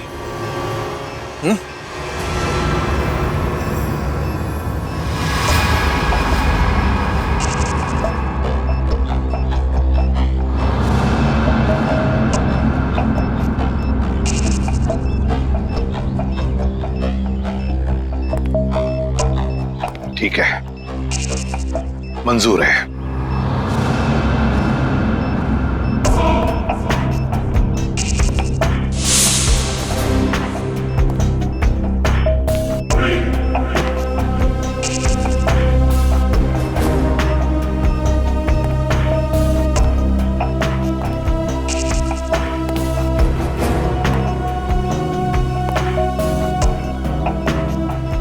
चढ़ो एसीपी, चढ़ो।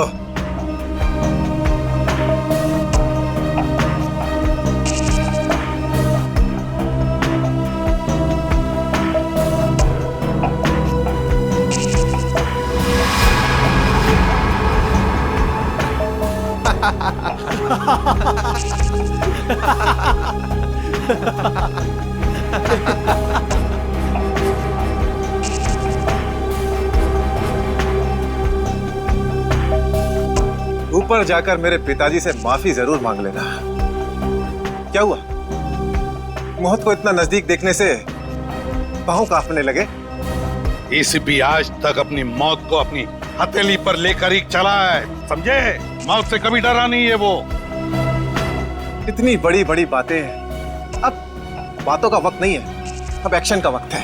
कूदो एसीपी, छलांग लगाओ और अपनी ये बेहतरीन जिंदगी को अलविदा कह दो। चलो। एक मिनट, मैं जरूर कूदूंगा, लेकिन तुम पर कैसे विश्वास कर सकता हूं कि मेरे कूदने के बाद तुम इन तीनों को छोड़ दोगे? तुम्हारे पास और कोई चारा भी नहीं है। कूदो एसीपी, वरना मैं इस रिमोट का बटन दबा दूंगा।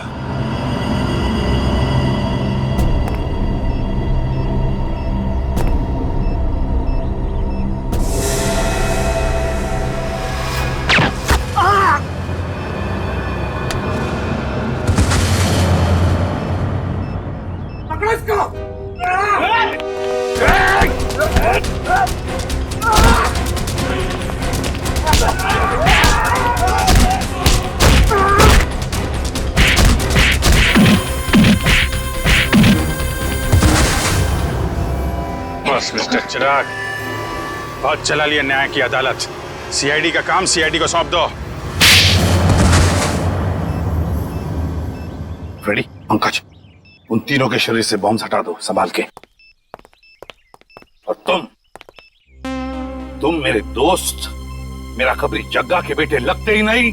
उस बेचारे ने तो अपनी जान कुर्बान की हमारी मदद करने में, कानून की मदद करने में, मगर तुम, लानत है तुम पर, जैसे घटिया काम करने निकले थे। दो खून किए तुमने, तुम्हें तो शायद फांसी ही होगी, फांसी।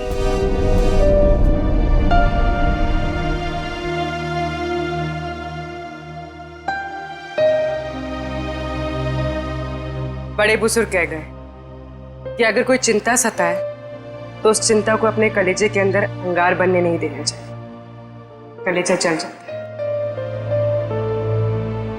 मुझे कोई चिंता नहीं सता रही है। In fact I think I am the luckiest girl in the world right now. CID में सब मेरे काम से खुश हैं। मेरे पास तुम दोनों जैसे दोस्त हैं। मेरी शादी होने वाली है। एक लड़की को और क्या चाहिए होता है? शायद प्यार। प्यार भी तो है ना मेरे पास। मम्मी पापा का प्यार, दोस्तों का प्यार और सिद्धार्थ का प्यार। जुबान की बात दिल से मेल नहीं खा रही है श्रेया। मतलब ये कि दिल की बात जुबान पे लाने का वक्त आ गया है श्रेया। वो श्रेया कहाँ गई? हाँ, जो अपने सारे डिसीजंस खुद लेती थी, जिससे पता था कि उसको अपनी जिंदगी में क्या चाहिए। हाँ श्रेया, अब वक्त आ गया है। तुम्हें किसी एक को चुनना ही होगा। और अगर तुमने एक स्ट्रॉन्ग डिसीजन नहीं लिया ना, तो उसका असर तुम्हारी जिंदगी पर नहीं, बाकी 2 जिंदगियों पर भी पड़ेगा। मैं क्या डिसीजन लूं? किसे चुनूं? उस इंसान को जिसे मैं बहुत प्यार करती हूं, पर उन्होंने कभी अपने प्यार का इजहार नहीं किया, या शायद वो मुझसे प्यार करते ही नहीं, या फिर उस इंसान को जो मुझसे बहुत प्यार करता है, मुझे पलकों पर बैठा कर रखता है। मगर यहाँ पे इम्पोर्टेंट सवाल ये है कि तुम किससे प्यार करती हो? नहीं तारिका, यहाँ ये बात इम्पोर्टेंट है कि अब मैं पीछे नहीं हट सकती। मेरे किसी भी डिसीजन से ना सिर्फ सिद्धार्थ को, बल्कि उसकी और मेरी फैमिली को बहुत दुख होगा। बच्चों जैसी बातें मत करो श्रेया। हर माँ बाप चाहते हैं कि उनके बच्चे को जिंदगी की हर खुशी मिले। तुम सिद्धार्थ के साथ खुश नहीं रह पाई तो क्या अंकल आंटी खुश रह पाएंगे? और अगर तुम खुश नहीं रही तो क्या सिद्धार्थ खुश रह पाएगा? तुम्हारा एक कदम श्रेया बहुत सारी जिंदगियों को अफेक्ट करेगा। तुम बस दिल से काम लो। देखो, दिल हमेशा सही रास्ता दिखाता है। ठीक है, अब से मैं अपने दिल की बात सुनूंगी। अगर मैं किसी भी कदम पर कमजोर पड़ जाऊं तो तुम दोनों को मुझे सही रास्ता दिखाना होगा। हाँ, लेकिन एक शर्त पे। कैसी शर्त? तुझे आइसक्रीम खिलानी पड़ेगी। Of course.